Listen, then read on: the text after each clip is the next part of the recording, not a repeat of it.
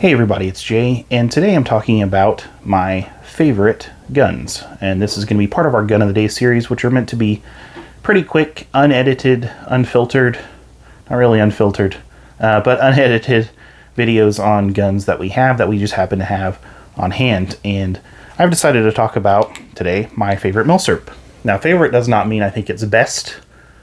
Objectively, these videos are going to be pretty subjective, full of opinion, probably some factual errors as well. I am no expert, especially in Milsurps. But what I really like about the Type 44, first of all, is it's pretty unique.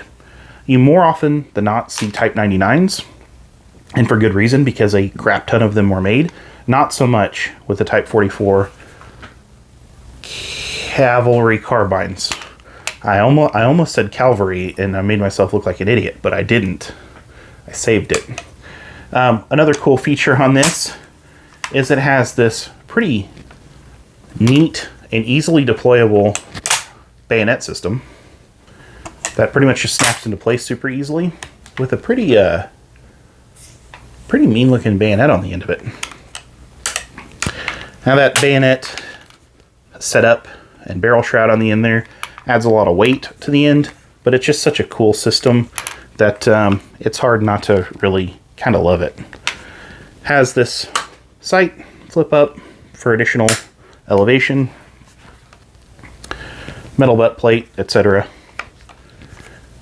This is in 6.5 JAP, 6.5 JAP, and it's a really fun round to shoot. That's really why I picked this gun.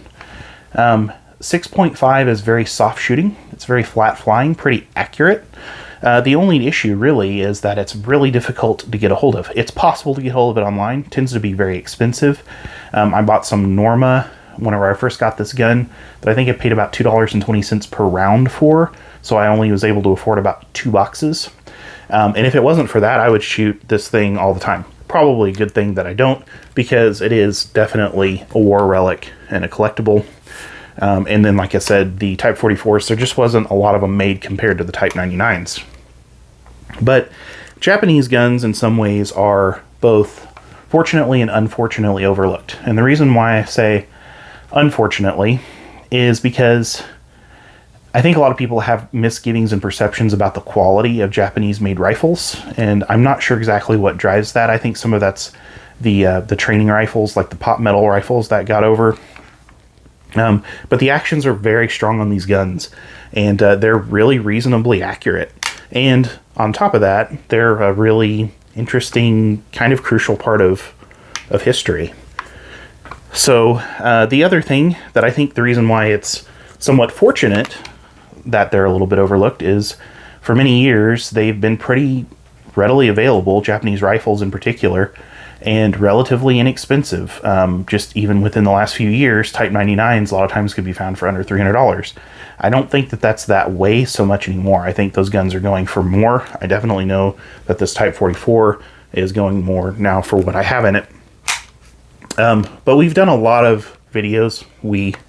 Misha has done a lot of videos on the history of Japanese weapons, and that's something that I'm really especially proud of him doing, because he puts a lot of time and research into those videos, and they get maybe 1/10 of the views, if that, of what the AK content and the modern rifles get.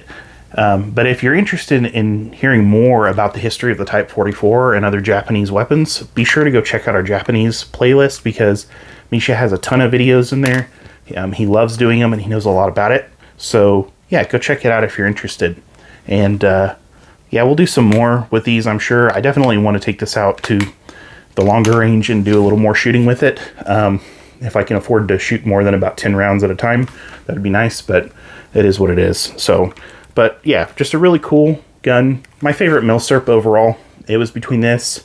I considered my Mosin 9130 and my Swiss K11. Are both rifles that I really like for different reasons. The K11 is really well built. It's very accurate. But I just think for the setup for this and for the history involved in it, and then plus 6.5 being a really, really fun round to shoot, it's my favorite Milsurp. Super arbitrary pick. Favorite Milsurp that I have of all time, I guess. So there you have it. This is Jay, and I will see you very soon again next time.